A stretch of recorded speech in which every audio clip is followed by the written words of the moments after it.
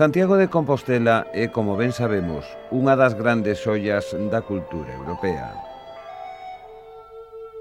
Se ao pasear polas súas rúas ou a cubillo dos seus soportais, nos preguntáramos polas características da súa arquitectura e as cualidades dos seus espacios públicos, pouco a pouco iríamos descubrindo o que lle dá a este conxunto arquitectónico o seu excepcional carácter.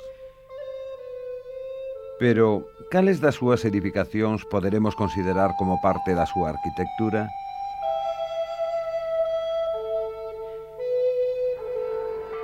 A verdade é que a maioría de nós temos reducido o mundo da arquitectura a aqueles edificios definidos como arquitectura culta, dos que Santiago nos ofrece unha boa mostra.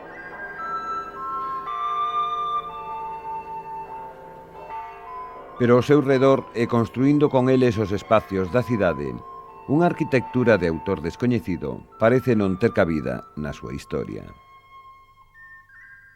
Estas construcións anónimas conformaron ao longo do tempo algúns dos máis fermosos espacios das nosas vilas, sendo posiblemente as prazas os millores exemplos da capacidade de emocionar destas arquitecturas.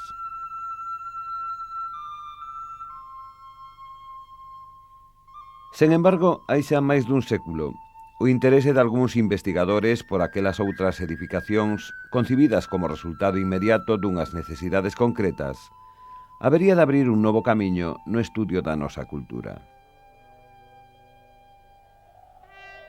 Para eles, o concepto de arquitectura debería abarcar non só as máis monumentais edificacións, senón tamén a totalidade das transformacións do medio natural realizadas polo home para lograr unhas mellores condicións de vida, dende os camiños, muros ou construcións agrícolas ata a propia vivenda.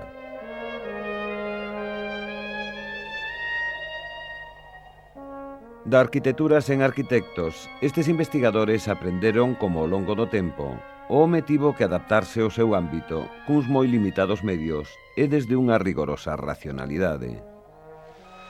Os seus habitantes elixiron a localización das súas casas en función das mellores condicións pro discorrer da súa vida e a súa actividade como labregos. Uns emprazamentos dotados de auga, próximos aos cultivos e abrigados dos ventos. De igual xeito, ao aproximarnos ás súas casas vivenda, son os mesmos factores, uns de carácter climatolóxico e material, e outros de tipo social os que nos poden explicar o porqué das súas peculiaridades espaciais, construtivas ou formais.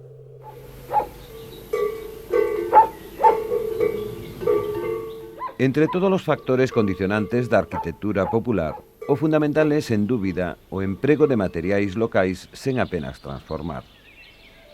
A isto hai que engadir o reducido coñecemento da técnica da edificación, duns campesiños que ao tempo que cultivaban as súas terras e criaban o seu gando, confeccionaron as súas ferramentas e levantaron as súas edificacións.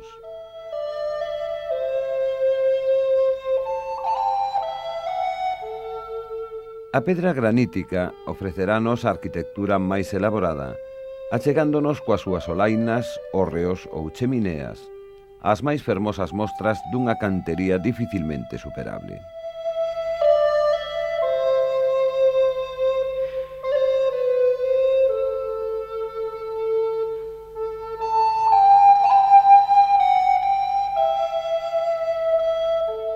A escasa calidade da pedra de parte das comarcas do centro do país, como a terra de Melide, dará lugar a unhas construcións máis humildes, caracterizadas pola presencia de muros confeccionados con cachotes.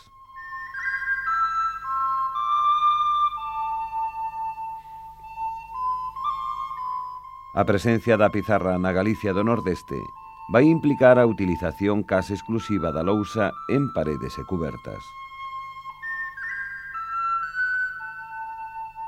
O aproveitamento destes materiais locais levou ao construtor anónimo a un profundo coñecemento do comportamento dos mesmos, que implicou a utilización de sinxelas e directas solucións.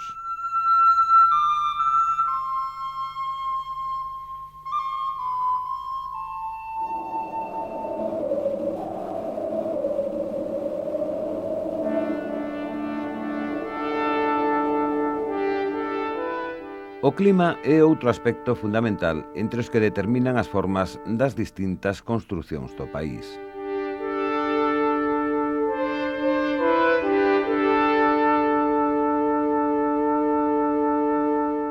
A presencia dunha elemental tecnoloxía e un pobre control ambiental fará que o construtor popular, incapaz de dominar a natureza, se adapte a ela defendéndose das inclemencias do tempo a través duns medios moi elementais. Cun coidadoso emprazamento das súas edificacións, utilizando o relevo e o bosque como elementos protectores fronte ao vento. Cunha orientación desas construcións, buscando o mellor asollamento da vivenda, que na Galicia meridional adquire un particular interese coa aparición de amplos patíns, corredores e solainas. Co aproveitamento dos materiais máis aptos para cada circunstancia, que, como as grosas cubertas de colmo das pallozas, permitan unhas favorables condicións de illamento térmico e impermeabilización.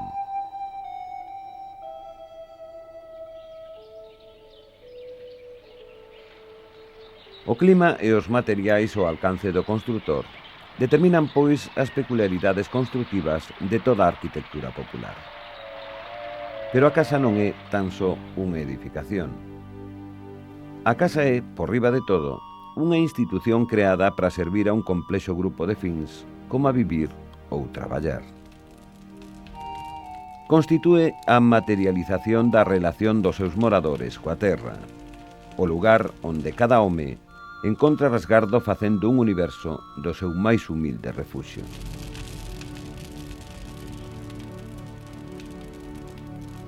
Nas vivendas podemos, por exemplo, observar como o lar parece converterse no elemento central da vivenda, o corazón da vida familiar, facendo que a súa presencia reflicta a súa singular personalidade.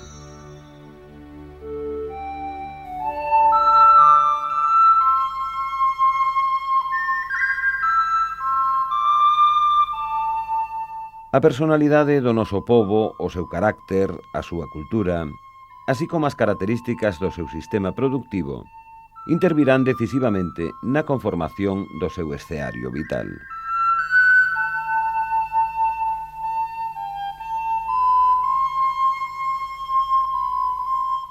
As solucións construtivas, espaciais e formais que o campesiño deu ás súas necesidades non poderán ser comprendidas se antes non coñecemos os problemas xerados polas características do seu traballo, así como os causados pola limitación de medios dunha economía que o levou a unha radical eliminación de todo elemento superfluo.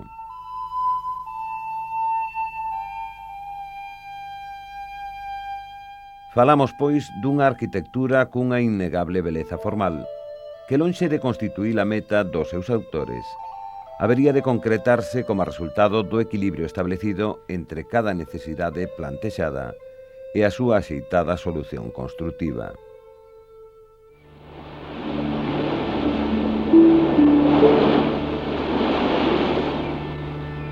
Unha arquitectura que ten o seu máis antigo referente nuns castros, que cunha orgánica estrutura parecían xurdir do terreo como no caso do Castro de Baroña, acoplando cada unha das súas edificacións á topografía na que se asentaban. Estaban formados por vivendas de planta circular ou ovalada, con cubertas vexetais, illadas e separadas por un conxunto de sinuosos camiños. O interior daquelas vivendas estaba constituído por un único espacio no que se realizaban a totalidade das actividades domésticas. Nela topamos únicamente dous elementos diferenciados: un pequeno lar e uns bancos corridos sobre un pavimento de terra pisada ou enlousado.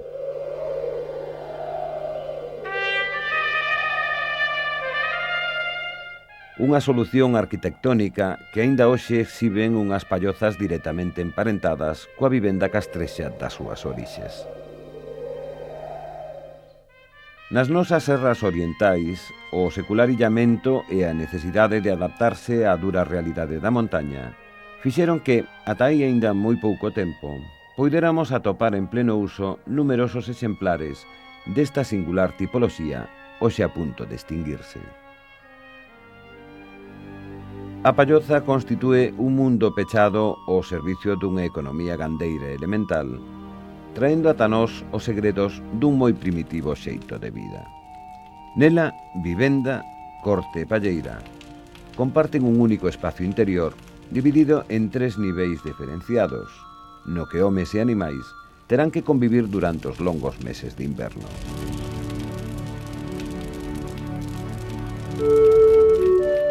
O instinto de supervivencia fixo do habitante das serras un construtor intuitivo cunha fina sensibilidade para valorar os detalles que, como o aproveitamento do calor do lar, do forno e a transpiración do gando, lle permitirían facer da palloza un seguro refuxio capaz de manter temperaturas interiores de 14 graus, mentres no exterior non se superaban os 15 baixo cero.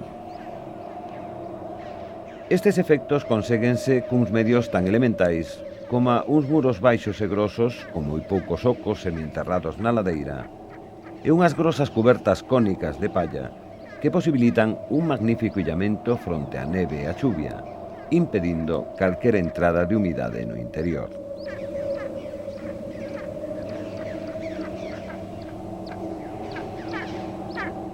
Mais a palloza non esgota a riqueza do patrimonio arquitectónico popular das serras galegas.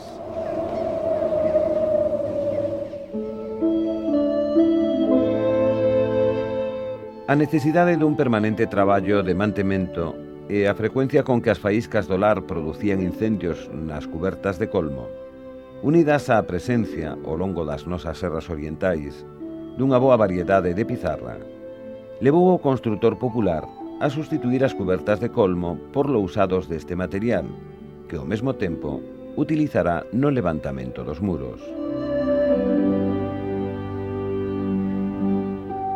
Nesta zona de serras, onde a actividade económica está reducida á gandeiría, a arquitectura dominante caracterízase pola presencia de pequenas edificacións agrupadas nas que as cubertas de lousa van converterse en protagonistas. Nelas cobixaránse vivendas reducidas, en moitos casos, como no exemplo das pallozas, a un único espacio común presidido polo lar.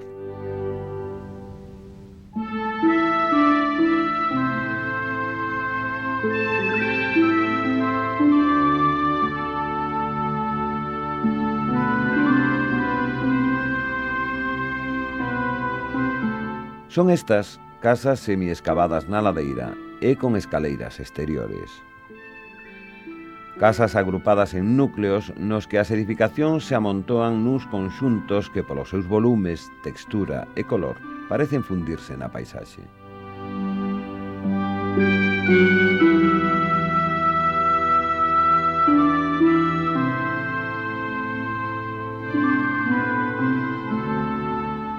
A medida que baixamos das serras orientais cara ao poñente, as superficies de aplanamento pasarán a conformar boa parte da Galicia central. Unha Galicia onde os amplos horizontes van a abrirse para dar paso á terracha e os amplos campos da Limia.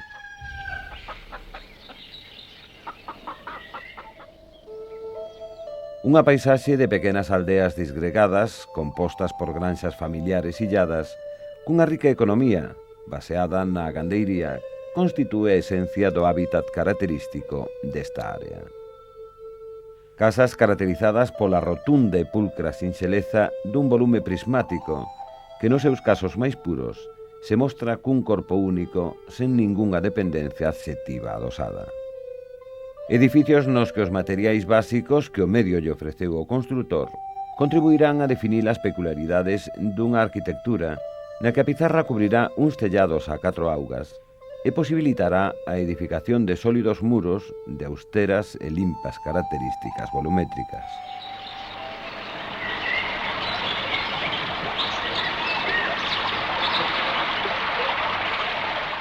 Seguindo a nosa viaxe cara ao occidente, despréganse agora, regadas por multitude de pequenos cursos de auga, dúas novas áreas con tipoloxías arquitectónicas diferenciadas: as Sagras coruñesas e o fértil conxunto de comarcas pontevedresas.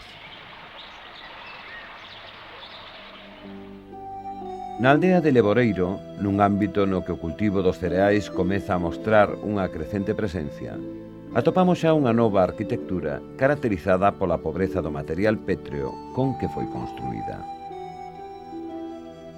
Alí o construtor tivo que afrontar os problemas xerados pola mala calidade dunha pedra que impide a utilización de grandes alturas, dando lugar á aparición de elementos como o archete, pequeno tellado a dúas augas, que nos permitirá obter a altura necesaria para gañar o interior do edificio. É unha arquitectura caracterizada pola aparición do conxunto das súas dependencias agrarias, a corte, o forno, os alpendres, unido ao núcleo central no que se localiza a vivenda, definindo a irregular e espontánea volumetría dun edificio delimitado por un extenso tellado protector prolongado cuns cubertos á sombra dos cales descansan o pozo, o carro e os útiles de labranza.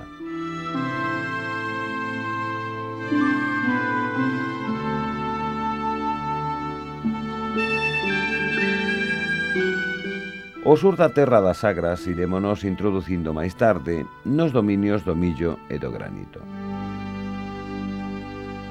Ali comezan a aparecer xa algunhas das peculiaridades básicas da nosa arquitectura meridional.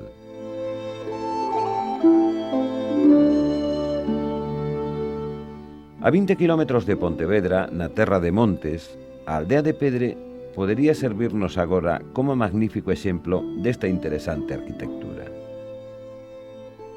O seu medieval conxunto permítenos constatar a presencia de todos aqueles elementos e solucións construtivas que caracterizarán a arquitectura das distintas comarcas do sur de Galicia: o corredor, o patín e a solaina.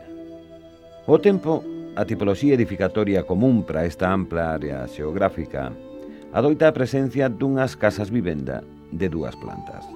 A inferior exclusivamente ocupada polas dependencias auxiliares e a superior por unhas vivendas ás que, polo común, se accede a través de escaleiras exteriores.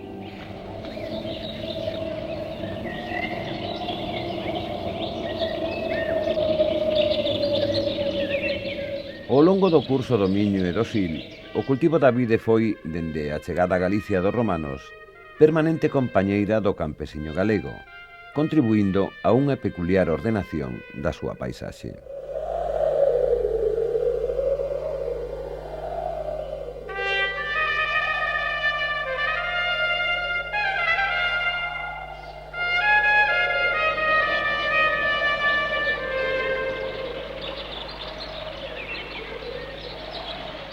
Nos seus socalcos aparecerán unha e outra vez distintos tipos de construcións, ás veces semienterradas, nas que se localizan adegas e lagares.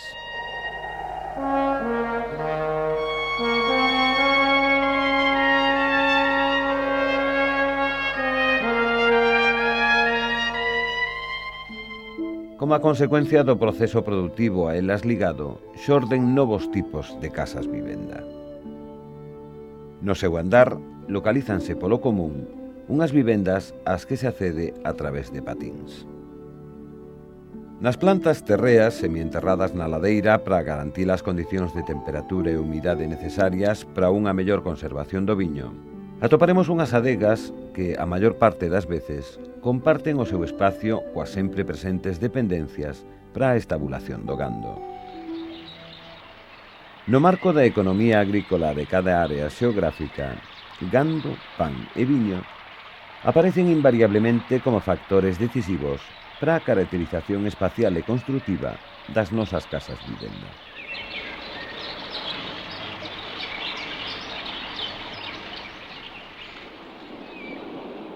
As peculiaridades xeográficas de cada comarca xeran, tal como vimos, un variado mosaico de microclimas e economías.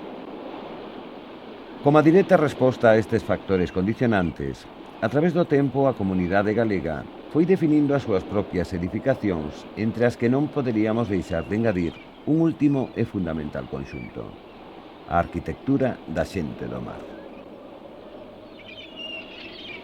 As edificacións dos pescadores van ver, ante todo, reducida a súa función ao papel de vivendas, localizándose, sen deixar espacios libres, en ringleiras de casas cunhas reducidas dimensións. Construcións que darán lugar a estreitas e tortuosas calellas, ás veces convertidas en ramplas polas que se subían as embarcacións, para protexelas do mar nos días de temporal. Nomes como o Barqueiro, Muros, a Guarda, traen á nosa memoria o recordo de fermosas vilas mariñeiras. Conxuntos hoxe irrecoñecibles ou sometidos a un importante proceso de destrucción.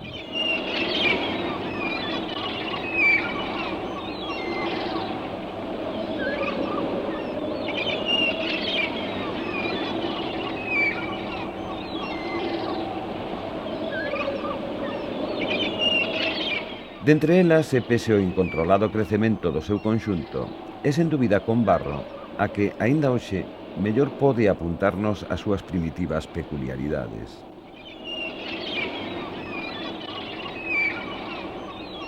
Combarro constitúe a máis exemplar mostra da cantería que fixo famosos os artesáns galegos. Pero ademais ofrécenos unha xenerosa mostra dos distintos elementos construtivos que son característicos da nosa arquitectura costeira. Patíns, corredores, soportais, galerías, así como o seu excepcional campo de hórreos.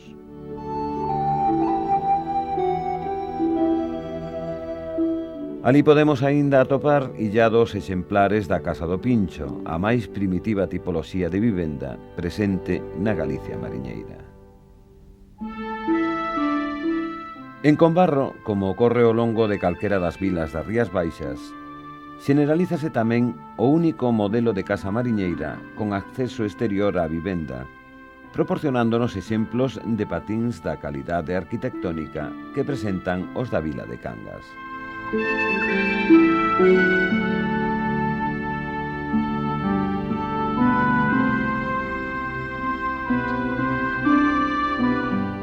Pero o seu máis peculiar aspecto será a aparición duns fermosísimos conxuntos de soportais de moi sinxelo trazado, cunha estrutura reducida a unhas columnas pétreas sobre as que se asentan as traves que soportan o piso do corredor.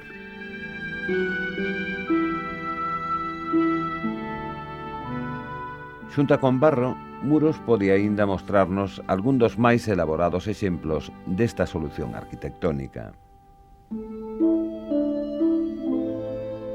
Soportais que atoparemos tamén no seu estado máis primitivo en distintos lugares da costa, como é o caso de Corme, onde un sinxelo arco directamente apoiado no chan protexe a entrada a unha diminuta vivenda.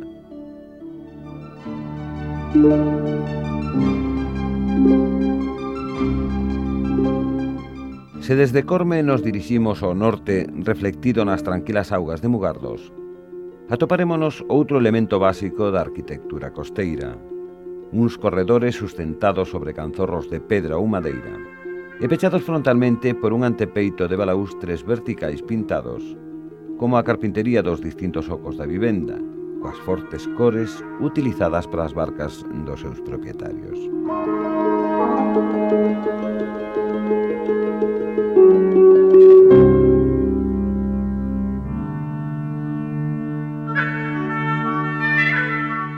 Ademais dun excelente elemento protector dos ocos fronte ao vento e a chuvia, o corredor habería de converterse nun extenso conxunto de magníficas solainas pétreas como as que aínda podemos admirar na vila de Combarro.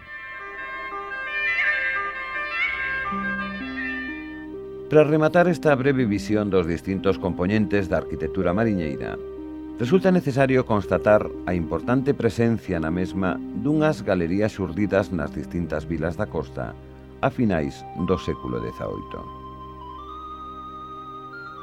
Nelas os carpinteiros de Ribeira trataron de reproducir nas súas vivendas os vellos castelos de popa das embarcacións por eles construídas, dando lugar a unha enriquecedora evolución do corredor a través da súa transformación nun pequeno invernadoiro que contribuiría á climatización da vivenda.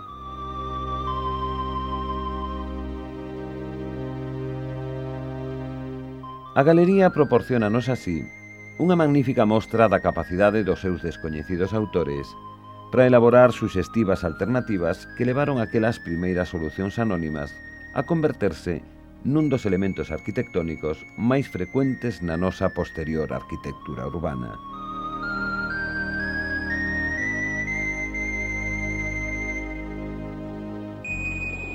A pesar da fundamental importancia cultural da nosa arquitectura popular, a falta de conciencia sobre a súa necesaria protección está levándoa a unha total destrucción dun xeito dificilmente reversible. A menos que se aborde unha inaprazable toma de decisións para evitar a súa desaparición, en moi poucos anos a nosa arquitectura popular será só un recordo. Son as nosas, sen embargo, unhas suxestivas edificacións anónimas das que, na busca dunha nova e racional arquitectura, ben poderíamos extraer un extenso número de ensinanzas. Circunstancia que, como remate desta reportaxe, ben podería levarnos a presentar unha pregunta final. Que podemos realmente aprender desta bella cultura arquitectónica? Non resulta difícil constatar que tal vez a maior virtude da arquitectura popular estea en ter sabido atopar o punto de equilibrio entre cada necesidade e a súa axeitada solución construída. Un equilibrio que implicou uns estimables resultados estéticos que en ningún caso constituíron a meta dos seus autores.